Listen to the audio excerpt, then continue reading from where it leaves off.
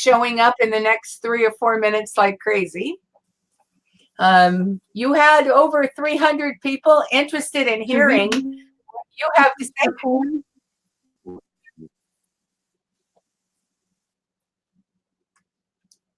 So, okay, we're ready.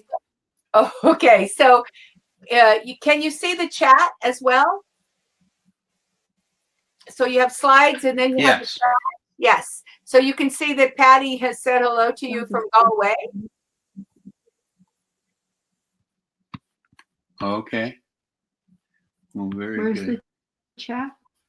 The chat is right here. Okay. Can you slide that up a little so we can see that? Okay. Because I can't get to the bottom of the screen.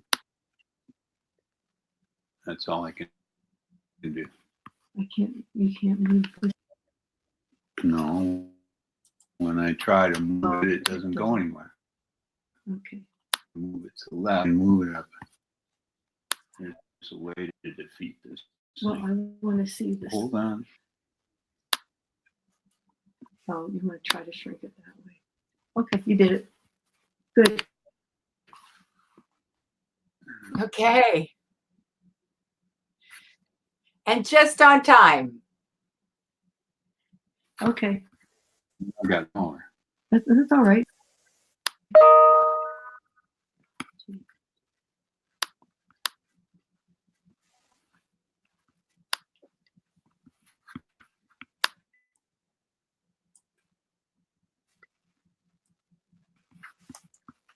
But we want to see the slides that she does, and not as what we're doing. But okay. It doesn't matter, I guess. We'll It doesn't matter. You have do you, so that's a question. Do you want to move the slides? Do you have if you mouse over the bottom of the slides, you can change them, or you can tell me and I can change them, either way.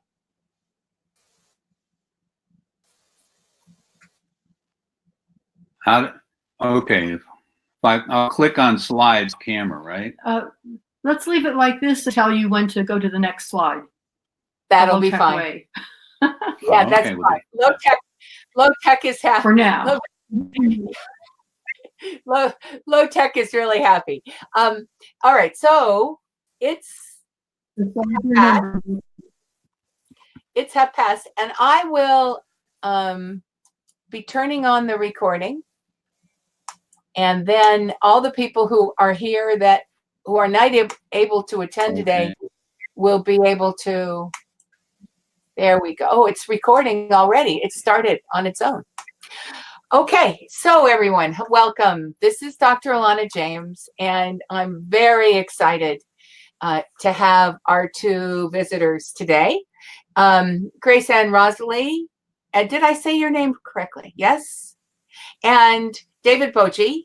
Rosile. Sorry, Rosile. And I knew I had picked it up wrong when I watched your video. And David and I, long time ago, worked for a short period of time at the same university. And that's how I know them.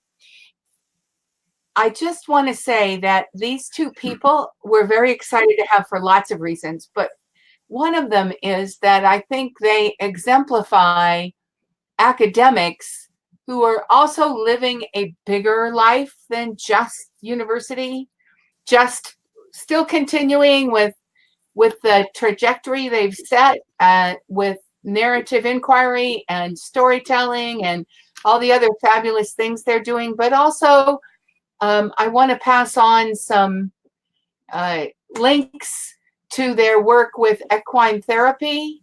And so just very interesting, brilliant people, delighted to have them share storytelling science. And I've just put a ton of things up in the chat, including their links from both of their emails. So copy and paste those into somewhere on your browser and enjoy that little bit of extra. There are also handouts from today's slides in your handout section. And with that, I'll start. Dr. David Boje and Grace Ann Rosile. and tell me, you guys start, tell me when to change the Hello. slides. And I'm going to turn off my webcam. Okay. I think it's slowing us down. So what is storytelling research? Next slide.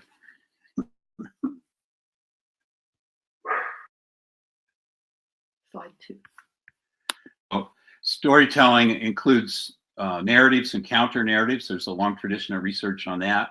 Living stories grounded in place and time, and a number of anti-narrative processes I've been developing since 2001 with Grace Ann. Next slide. So we'll go through each of these 3. You want to do this? Okay, so there are 3 key concepts to understanding our approach to story. It's not bedtime stories. What we're looking at is storytelling as Tomorrowland. David's, maybe your first famous article, talked about the organ Tomorrowland. There was a play in Los Angeles years ago that took place in a huge mansion. And in order to play, the spectators had to go from room to room in the mansion. And so they would see all different things going on in each room. And so people went to the play to make different choices and go to different rooms. Each room meant a different aspect of the story. So David's first big contribution to storytelling was that stories are like modes in the mansion with multiple players, mixing and matching, what we call permutations and combinations, storytelling in fragments, putting together various living stories for each individual. So that's one key concept, that the way we learn is not this one beginning, middle, end, but this Tomorrowland of multiple stories, multiple characters, mixed matching, and creating a living room. Okay. If you go to slide 5, second big concept for us, anti-narrative, is the rehistoricizing that comes before and what we call the beyond. And before you have a narrative, before you have a story constructed or constituted, you have these antenarrative processes.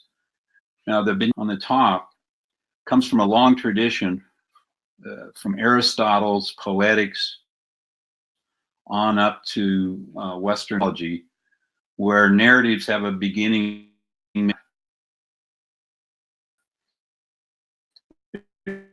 One grand narrative that tries to pose itself on the rest of the telling going on.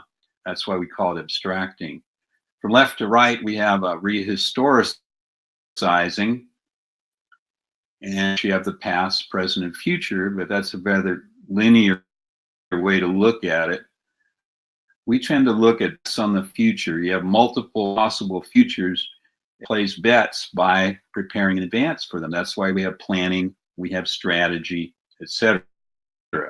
There's also a becoming of the future. It's becoming, and we say what's the road, which we try to find in the storytelling, hopefully. Now, in the grounding, we think is very important because we get out of the Western narrative from above and grounding in the cultural traditions of the indigenous, more oral ways of storytelling. We're going to present you with some example grounding. And we think the whole movement of the storytelling paradigm is from abstracting to grounding and to get less about futuring. So with that, we'll go to slides.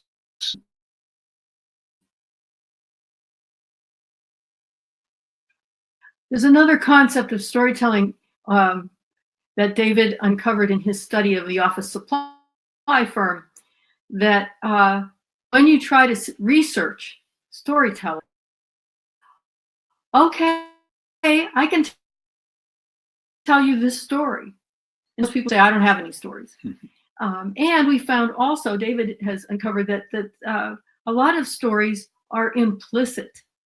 The people involved know the story, and so they, how they are, or something like that. And everybody in that culture knows what the story is, but they don't actually say the story.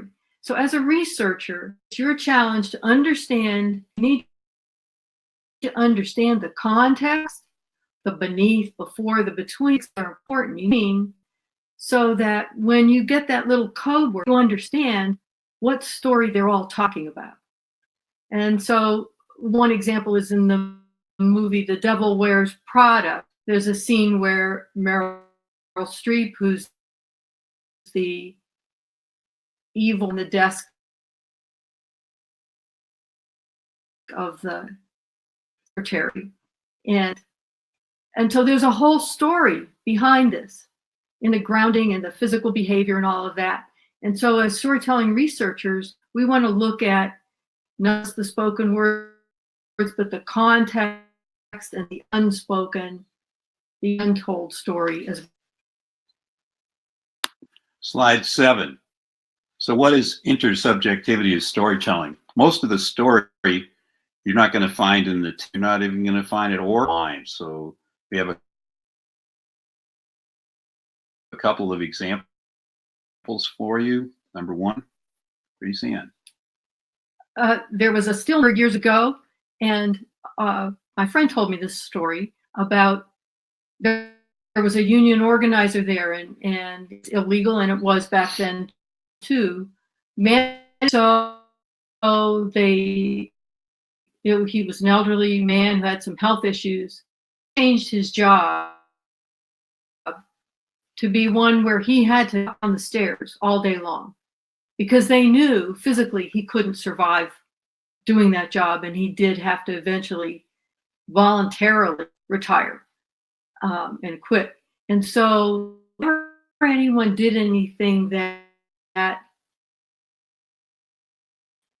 upset management, one would say, "You'll be walking the stairs," and they knew the whole story. Okay. Second example, the boss's new couch.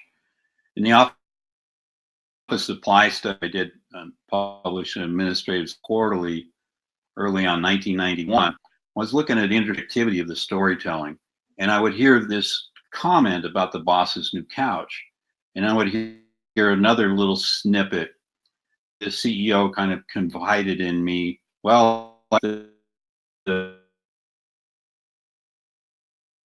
people house, and I wanted to go into the living, and I not the bedroom. Yeah, Freudian slip there. The office light in my office was on, and I could see it through the secretary's office. So I went to the secretary's office, and there I saw a shoe, a man's shoe, some pants, a jacket, a tie. And I started to suspect what might be going on in the office. And I looked, and there on my brand new couch, and the CEO is telling me this, were my vice president of marketing and the sales manager just going at it. And I said, excuse me, and walked out and said, David, what should I do? And I said, well, probably you need to fire that marketing manager, because a lot of things from a lot of different sites about his sexual prowess behavior. So a predator. What should I do about the woman? I said, well, I think we need to talk to her and see if she was pressured into this, if she understands the implications of this. But I don't think you'll lose your marketing manager and your sales manager at the same time. Next. Next slide. Next slide. We're going to come just to reiterate that narrative, Western narrative, tends towards the abstracting. The stories we just told you are between the lines, and they're embedded in context, and you have to do a lot of research. What are you pointing to? Just look at the screen. Oh, okay. So if you take Aristotle's approach to narrative, and I really think you ought to look at the book Poetics. It's not very long. And he says it has a plot, it has characters, there's spectacle. Obviously, being on the couch is a huge spectacle. If you're a CEO and you walk in there at night, there's a plot, love in the workplace, there's characters, sales, vice president. And it has to do with the ethics of this place. And it turned out that ethics was something that was trying to restore. And there's a certain rhythm in all of the relationships and dynamics here. Now, Aristotle said, well, you have people that study Aristotle. I guess that's when he opened the door, action, the denouement, the interpretation of this in a larger context. So Aristotle was pretty astute, but the problem is that marketing, he has decided the story, say a company is up for sale, that side of the story. So there's a lot more in the bigger dynamics here. So let's proceed to number 9. Over time, Aristotle's elements of narrative got renamed by Kenneth Burke, the basis for Aristotle, a lot of narratology, and left Aristotle's original character, theme, rhythm, dialogues. What Burke did was rename them to act, actor, purpose, agency, and scene, and create ratios, which have been dominant in narrative studies ever since. But we still think this is a rather abstract way of looking at things. So then each of these are things that a researcher can. Since World War II. Yeah, absolutely. We're going to show one quick example. We're not going to go through the whole thing to keep our time down, and we're just going to show you an excerpt. But this is what we call conversational storytelling. We doing these semi-structured interviews because you're really not learning anything. And we've known since the Hawthorne studies, just bad science. So well, I think you'd say when they're used alone. When they're used alone, just when they're used. I don't like. So Grace Ann and I are doing conversational storytelling. So this is an example, and we'll move each other's lines a bit. So the sound of footsteps. Well, tell them what the context is. No, they have to figure it out. They have to figure. Okay, how can I help you? I'm going to give him his second. So that's his. There's a bowl. It's out now. See that bowl there?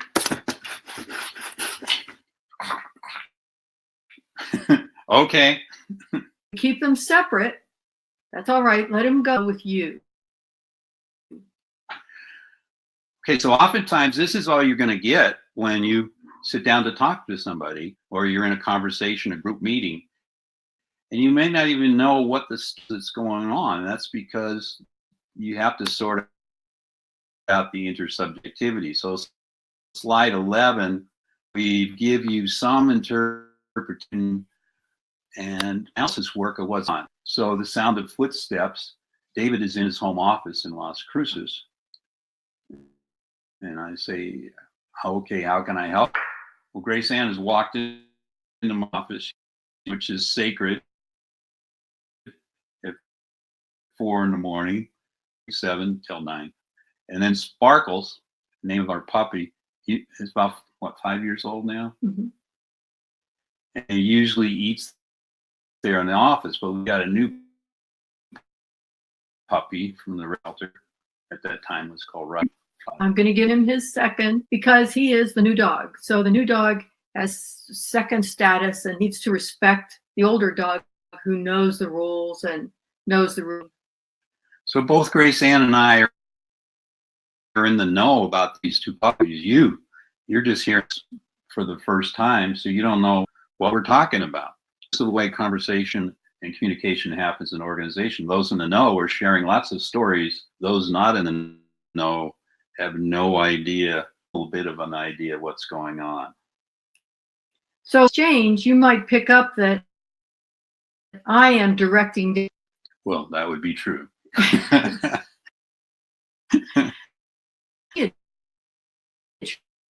Charge. Why who goes first and who goes second? And there's some background, some history, some before, anti-narrative, before the story. I used to train horses. Still, but so I'm more used to working with animals and training, and I have told David we need to reinforce this the senior dog for their status, and so that's part of how we're negotiating this. And if you don't understand, you won't understand of me telling David what to do and me making the decision. So there's an find on our websites on pet care. This became a bit of text, an intersubjectivity analysis, and it was at the core of understanding what's pet. So that article is in research on methods of communication research, and follow the various steps to cut storytelling. Okay, so now we're going to switch to our third topic, which is storytelling science, and it starts slide 13. So that you can download for free until it's public gift to you. There's 4 tests that Charles Saunders Peirce proposed, and test 1 was to reflect on the whole theory, your hypothesis and assumptions, and we call that sort of doing autography. Then that's where you test the assumptions by talking to other people. Do they agree with you about the theory and your abduction hypotheses, assumptions? So you talk to other people, and we like to.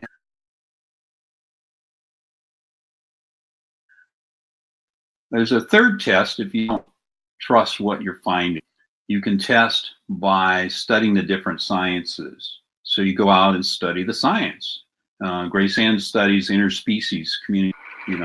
I study different aspects of semiotics and systems theory, etc. Study these theories from the science. Understand, are you getting it right, or is there something else that you're missing? There's another test you can go on and do, which is to do interventions or experiments. So you don't have to do all 4 tests, but in storytelling science, you kind of probe and sequentially work through. So it's a lot different than one shot, in and out investigation. This is studying the processes of anti-narrating and storytelling over time. So the concepts here, abductions, those are flashes, are propositions or hypotheses that you don't really have the data to check out. Then you have inductions. Those are the tests. Those are in and participating, going in and talking with, going in and observing, going in and doing experiments. And then you have deductions that come out of the theory. So this is called the AID triad. For Charles Saunders Peirce, everything was that. So I'm going to show you an example now from our slavery work. This is something that takes the lead on. So I'm going to do you slide 14. Okay, so we didn't really get to talk about abduction and deduction that much, but we will explain through an example, especially we think what's overlooked, abductive process, the intuitive process, and how that comes into research. Did you want to mention the Hawthorne studies? Yeah, the Hawthorne They did, I think, just using structured approach. 20, 30 interviewers, they transcribed every work, and then they had to throw out it was junk. People were given just socially desirable responses. They were making up stuff. The questions were leading the witness. It was terrible. So some psychoanalysts, some psychologists, but once you just patience with these people, treat them like human beings, listen to their stories, share some of your own, have some back and forth. And we've known that for years, but if you look at 99% of the dissertations coming out that use interviewing, they use semi-structured interviews instead of having conversations. Is that enough? I would add one thing to that has always struck me about the Hawthorne studies, which is the courage of researchers to say, we're missing something here. Let's go back and look again. And we think that the self-correct process takes you through that kind of step, that kind of self-reflexivity, and say, are we missing something here? Can we look? And that research is a longer process and collect your data, get your results. For us, it's a more of a cycling through of getting some data, seeing where you stand, and then going looking for more data. Although we don't always like to use the word. We'll get to that later. Yes. Let's tell them about the example here on slide 14. So I started out, we work with Indigenous people, and we said, they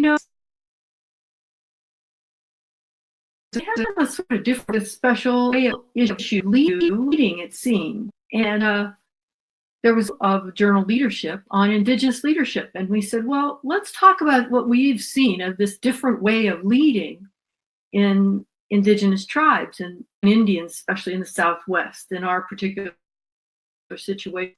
So in the article, what we saw on some, and we found evidence from history, from archaeologists from centuries ago that studied Mesoamerica, this region in south of centuries ago.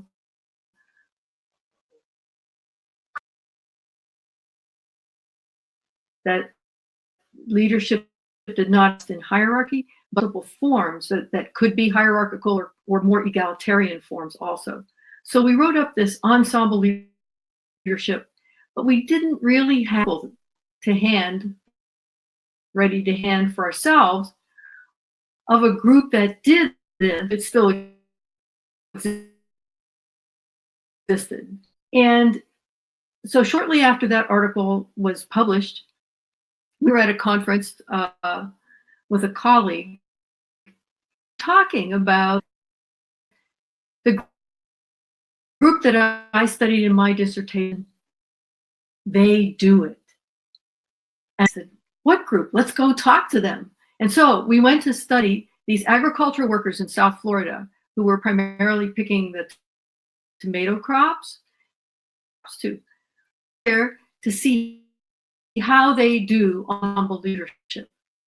Well, there's a whole big process and so the first stage of our research is the pre-research before the IRB, just initial contact, just having some indication that we would be able to, and it wasn't easy. And afterwards, other people who have studied them were that, as they said, we got in. They had we were coming from, as in stations, we had to reveal some of ourselves, some of our background, our biases, our concerns. We had to convince, we wanted to tell their story. We were dirt or something. We wanted to tell their story. And we thought they had a good story to tell. So I think they saw us as sympathetic and wanting to understand them. And so we went on to observe. as a sort of unobtrusive participant members, we conducted a protest in boycotting Wendy's. Slide 15, a setup for a doctoral dissertation that we're both supervising here in New Mexico on this notion of worker-driven social responsibility. Phases that Grace Ann talked about, set up self-correcting. Like first we did pre-work, studying the theory that we published, looking for an example, asking to go to Florida, being told no, go to Ohio first. So phase 1, we went to Ohio. We participated in the march, just a demonstration we saw there. We went to Florida, and we actually had personal interviews, the storytelling back and forth. And we came up with a different abductive notion that there was ensemble storytelling, ensemble leadership. So that was a correction to our theory, and we had a different abduction, a different proposition. We then started exploring that, came back here, and our doctoral student, Mabel Sanchez, went into the onion field doing oceanography. What's it like to do this kind of work? What's it like to have these chemicals on your body? To, you know, is there prejudice going on in the fields here in New Mexico? The business and system.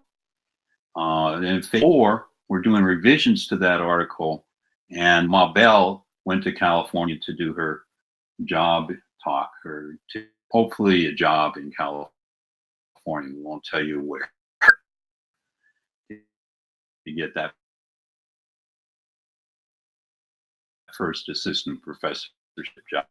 Our Business and Society article accepted, and the link to of it in the notes of this slide. So if you look at the slide notes, you'll see it. And but, also was presented as a showcase symposium present at the Academy of Management this past August. Slavery. There are a few others who also have picked up. See, our research then shifted a bit, and what we saw was not only are they ensemble leadership, they enact it through ensemble story, and you need to have different ways of doing everything to have a different style of leadership. So we studied ownership and were driven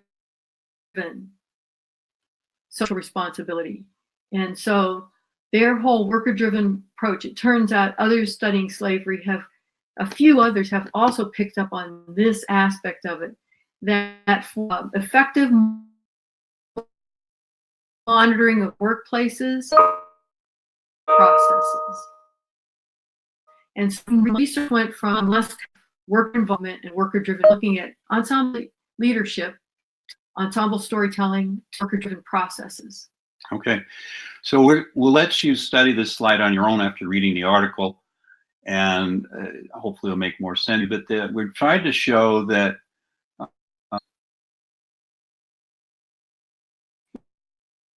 you have an abductive hypothesis testing through induction. So let's just review in slide 6 where we are. We're talking about storytelling theory. We're talking about some of these abstracting ways of understanding narrative, counter-narrative. So the narrators and the corporations, and the count being enslaved. We're grounding, looking at the actuation, participating in it, understanding what it's like to be a worker in the field, but also going to the demonstrations where corporations are now being persuaded to have a fair food program. And give them a quick example of the information, the data that we get in Ohio. The man who was one of the founders of the CIW, we saw him sweeping the floor of the lunchroom where the demonstration was. The lunch line, he was in the line handing out burritos. When the group did their theatrical presentation, the actors before the presentation were carrying in the parts of the set. So we saw actual embodiment, the physical activities that one of their phrases, service is leadership, and they all get involved. All right. So storytelling theory also has the rehistoricizing. So we're of history are coming out of modern day slavery and look at CIWs over about the up and down the East Coast, in Europe, and down under. Other communities are starting to enact this worker-driven corporate social responsibility. So enough on that. Let's talk about slide 17. Mention Grace Ann will start it off in case example. Well, we do this storytelling and restorying to change the story. The reason we do it is because if you want to understand how things get different,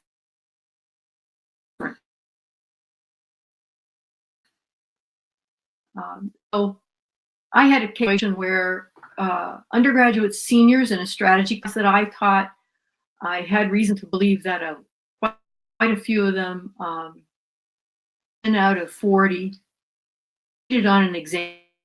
Oh, no. So this is not good. And I had to interview each person that I got evidence on their cheating. Well, let me back up a minute.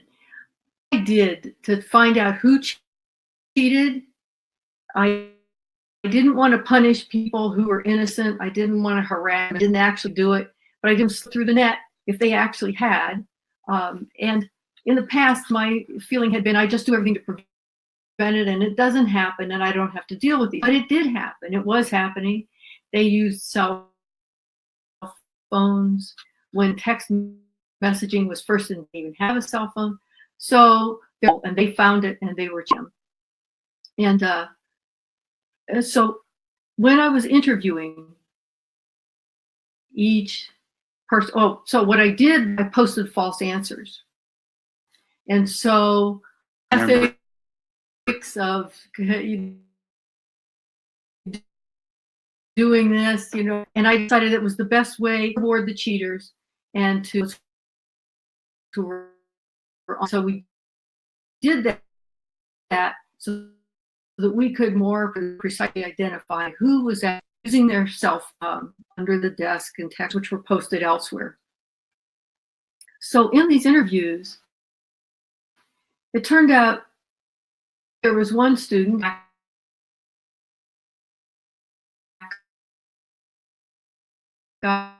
and he told me who helped him in this process of texting the answers in, because his friend and he wasn't going to rat him out. And I thought, I wasn't sure what to say. And I felt like I'm the bad guy here. I am punishing these students, and he's sticking up for his. Am I the Nazis here? He doesn't want to be a collaborator. And so when we turn stories around like that, we find ourselves sometimes in a role we don't want to be in. And I said, well, how could I look at this from a restorative? So I did several things. And one was to look at the before, the beneath. What are the assumptions under here? And what I realized was when I was with people, quite often one of the comments was, well, I'm not hurting anybody else. And I thought, maybe not. Because when cheating goes on, then the whole system gets a reputation for untrustworthiness, and does it them. And the whole thing of, I'm not going to rat out my friend. Well, if you were a friend, would you help them to cheat in the first place? wouldn't a friend try to help you to not cheat? And I remembered as an undergrad, a group of us as friends were in a difficult class, and one of them was saying, I see students who have their books open on the floor in this big auditorium, and they cheat, and I don't think I can pass this exam. And we, as her friends, were around saying, you can. We didn't know what she was going to decide. And then the next, I got my D, honestly.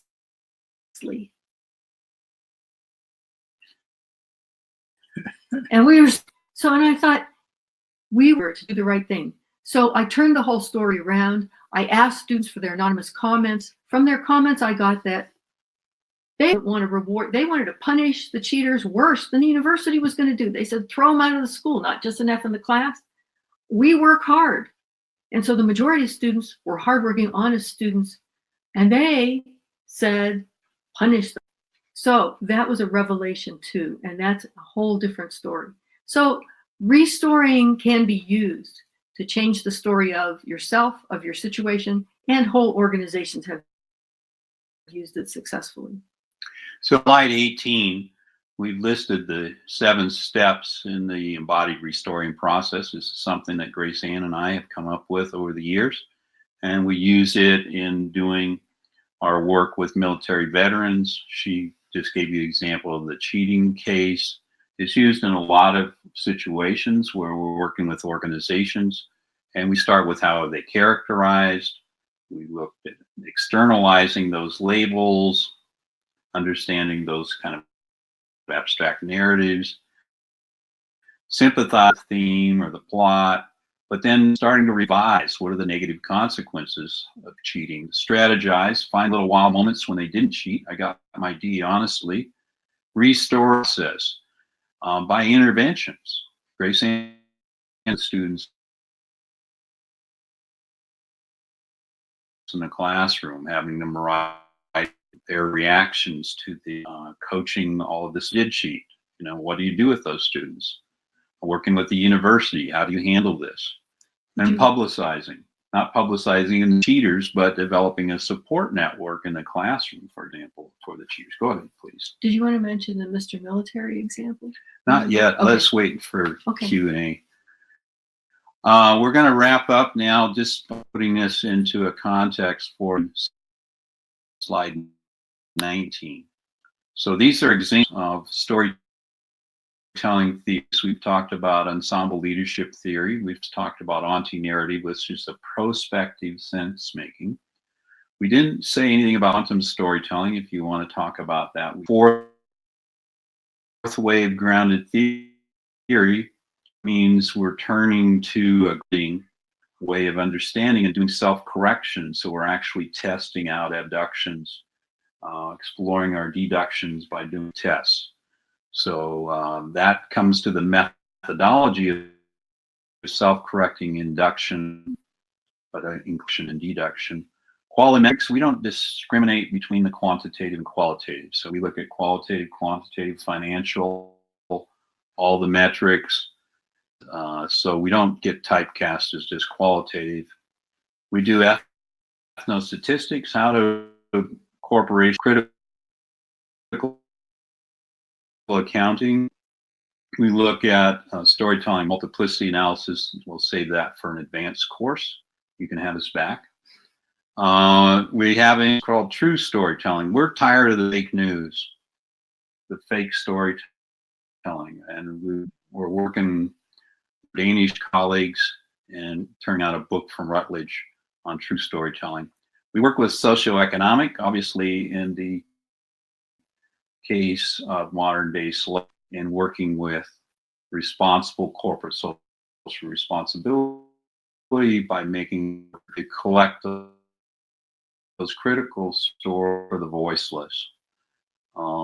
Embodied restoring process we just showed you. Now there's other examples you can put in the storytelling. You want to mention that? Please. The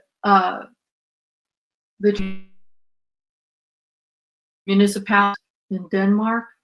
So this approach it works in any context, government, education. We did the school lunch.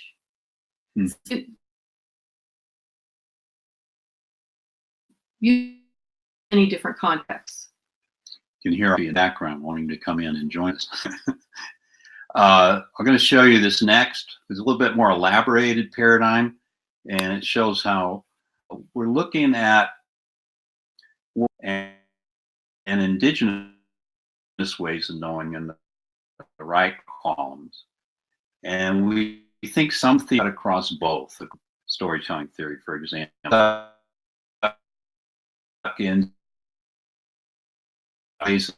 sort of narrative retrospect, narrative, counter-narrative dialectic. We think ensemble leadership comes out of the Iwak tradition, indigenous ways of knowing. Certain technologies cut across. Some are primarily Western, primarily indigenous. We've added a few things in here. The interventions, some are socioeconomic, some critical. We added appreciative inquiry, which we think it uses kind of crude inductions. Well, I think we think cuts across the whole thing to get out of the fakery. You all sent us some questions, which we've written out answers to. So hopefully you'll enjoy it. And where we ask you for more questions. So how do you triangulate data when building out a storyline? Gracie? Well, the first part is your. Okay, triangulation too often less quantitative, but makes its points with the qualitative excerpts. We recommend self-correcting methods over triangulation. Triangulation tends to be one shot, and we like to have this over time. So we're not saying don't try.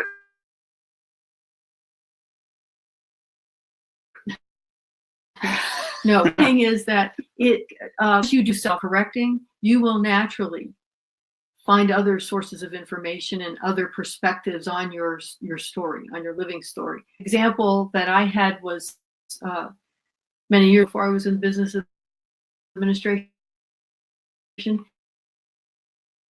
and there was a story of a hospital in Pittsburgh where people felt that the census in the maternity ward was on the decline.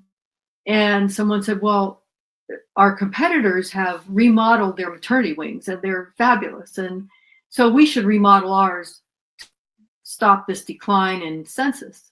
So they did. They spent a lot of money and the census kept declining. Finally, someone looked at birth statistics and they discovered it's falling in the county, in their area.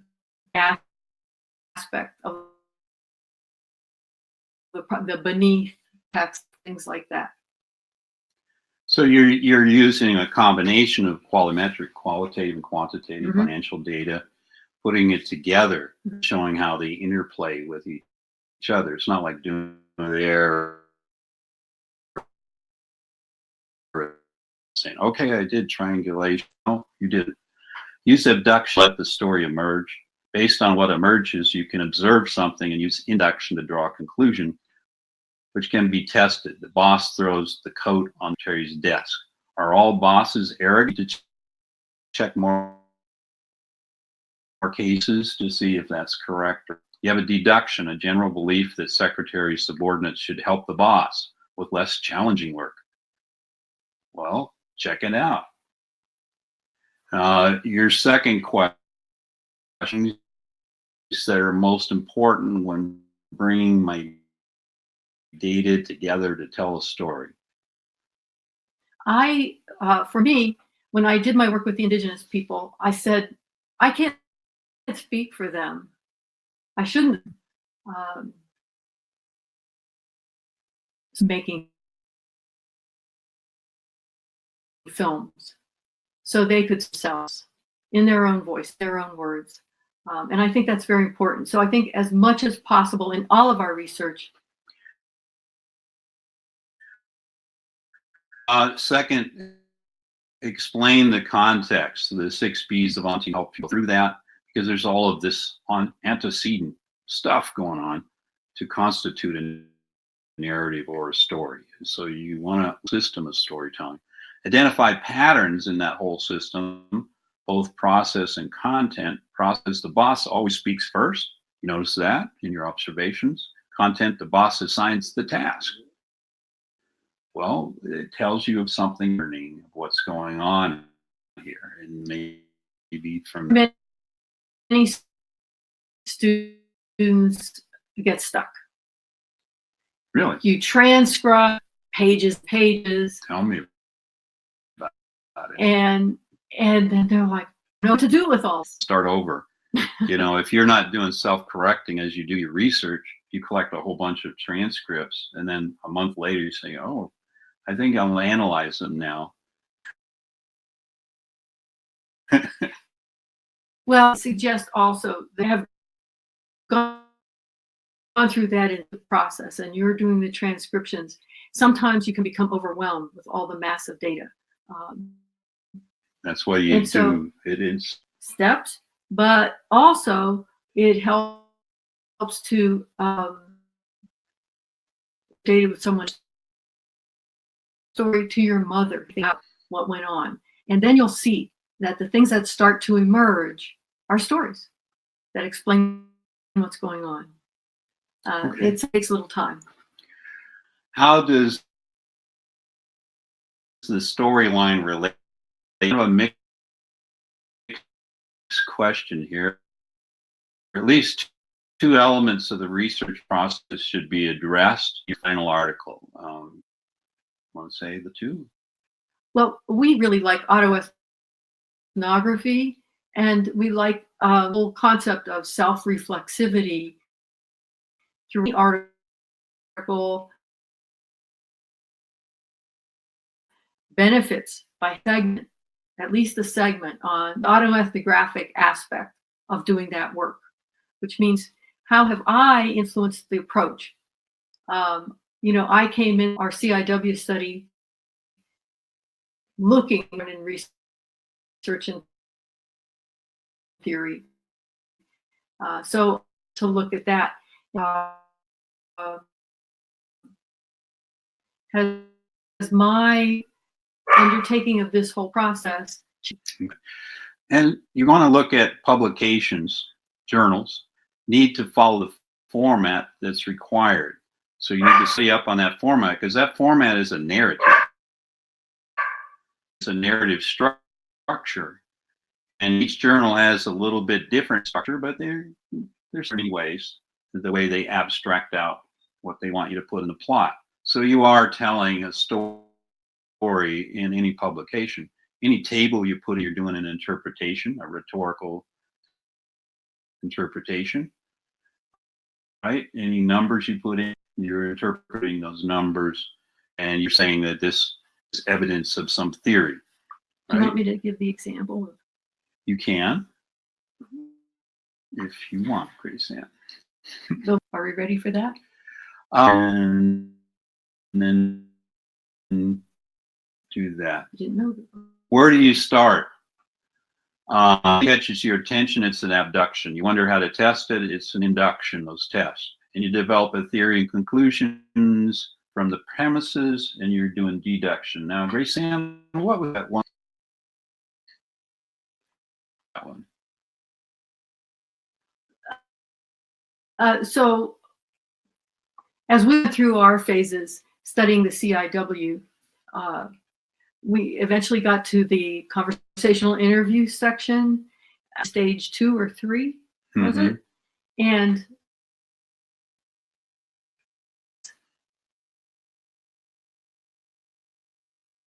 still with this emphasis on leadership, we were looking for these things. And we said, well, how do you motivate people? And he said, we don't motivate people. We animate. That just took our breath, because we didn't know what this concept animate means. So we had a whole new inductive concept that we had to then go and test and do more conversations around experiments and interventions. And now we think we got a pretty good handle on it. And we have a theory of the patient. So when they animate, they're out there working with people. And that's the whole heart of being worker driven on ensemble storytelling. And an article years ago on empowerment. Where's the power in empowerment? And what we included in that article, and that was years ago, was that nobody empowers someone else. And we realized this is what Lucas was saying. We don't meet and drive someone and I want them to do their own getting what I in potential and become. And they're not just animating with other workers, they're animating with people from campuses, faculty and students across the world. They're working with different faith groups and pressure to bear on the corporations to actually enact responsibility codes, actually, instead of talking about it. So that concludes our presentation. On slide 25. You can see that we've emphasized 3 books today. Use conversational storytelling interviews for your dissertation. You can download it free until published, after which you're going to have to pay big bucks for it. You can have the organizational research action, where we work out the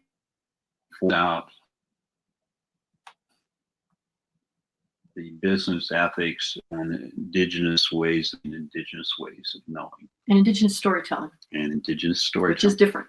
We are now done. So I have any other questions?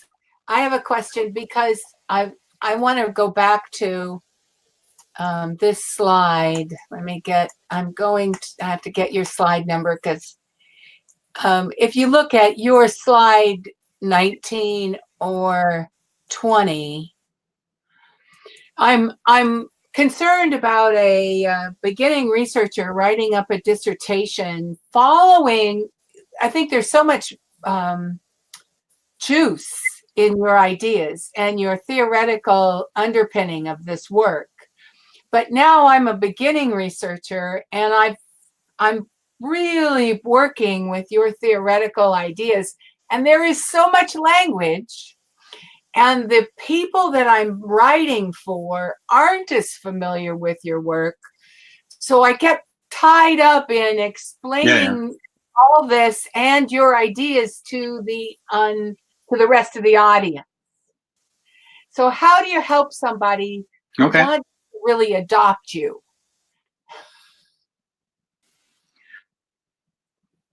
Well, I start with Tomorrowland, that every organization is a whole bunch of people in different rooms, and they're not all in the same room at the same time, so they're sharing of the stories. And so there tend of people that are not in the know and some people in the know. Depends on what room you're coming out of. So I would say the place to start would be at the beginning, with Tomorrowland, right? I think one suggestion might be,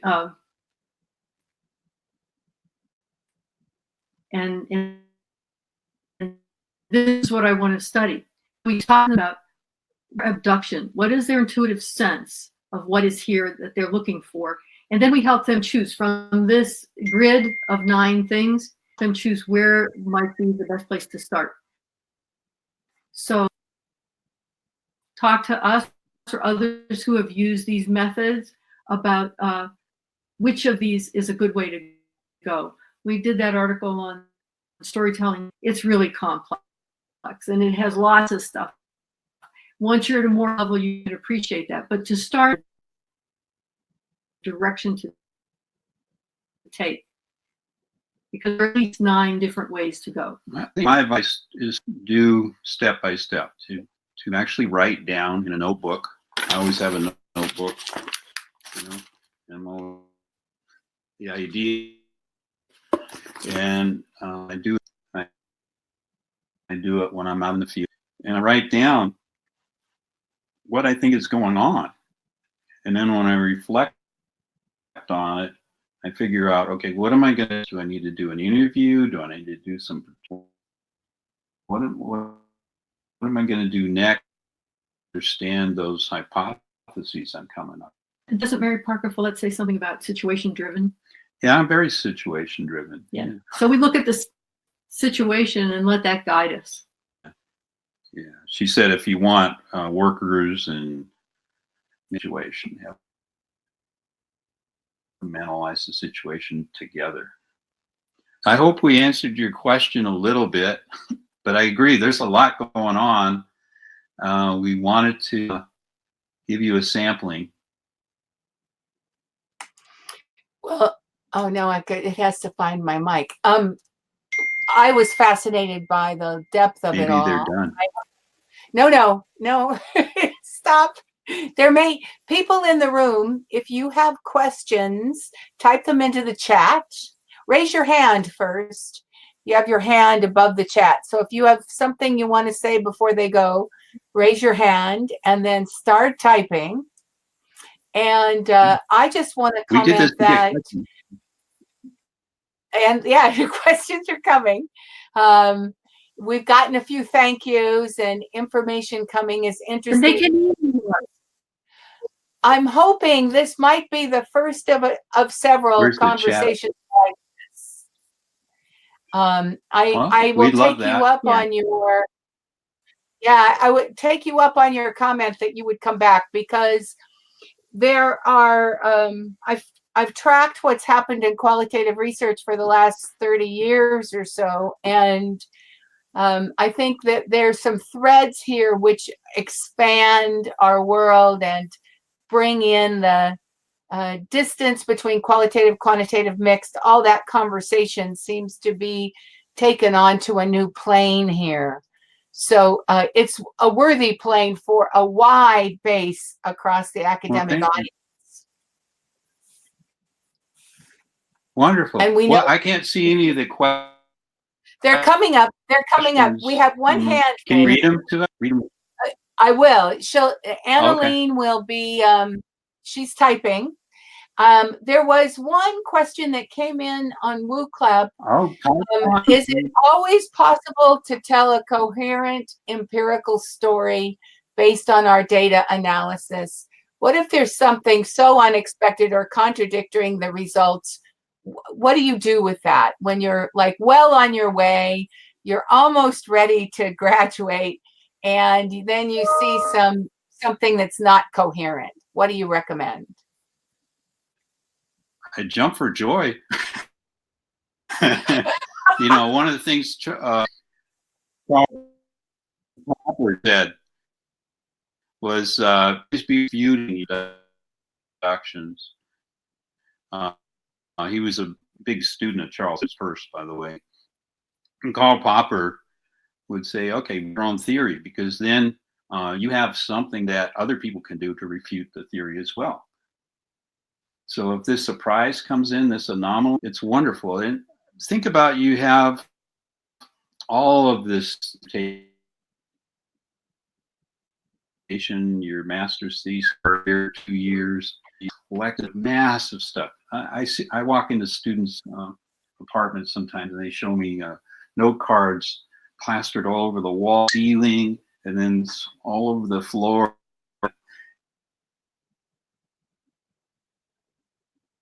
You know, well, you can't put all that in a journal article. So you're going to have to pick the particular anomalies that are going to move that field along. You know, I know in the Administrative Science Quarterly article 1, it was all about activities. This the word you know. How do they know? They would say, David, you know. No, I don't know. What am I supposed to know? And they say, oh, it was this. You heard about it. And I'm going, no, I didn't. And then I would go through my notes, and yes, I heard a little bit here, a little bit there. And that was the whole thing that brought the article, was just so a little anomaly that crops up. Hey, it's not going the same direction as everything else, but maybe that's not what you need to be reporting. It's just the anomaly. That's my answer. So many things we'll talk about. Means this is yeah. in respect of time, anybody who's in the room who wants to ask a question, I think they'll hang out with us, but we have gone over our hour and it's okay to say goodbye. We will pass this. We hope the recording is good. There was, just so the two of you know, there was some sound issue with your bandwidth, we think. So we're going to hope, fingers crossed, that the recording picked you up better than some of us were hearing you. But we'll work on the technology of it, and we will watch for other ways that this whole evolutionary potential for what we do as researchers, especially when we work with getting to other people's stories, going out into the field and trying to understand how it's working for other people. I think what you're doing is absolutely marvelous. So with that, I'll say goodbye to the two of you just for now. Expect a telephone call from me in about 15 minutes. So we can rack up when we can hear each other. And goodbye to everybody in the room. We will be sending out the recording shortly. Did you want us to wait and answer some questions? I didn't. The last question that came in was not actually a question. She said she had entered late, so she was going to watch the whole thing before she asked the question. So there will be, for everybody who's in the room, if you have questions that you have later, you can put them up in WooClap, and I will stay in touch with our presenters. So this is not a finished conversation, even though we're finishing the recording. Conversations are never finished. All All right. We'll pick. Talk to you in a minute. Bye-bye. Bye.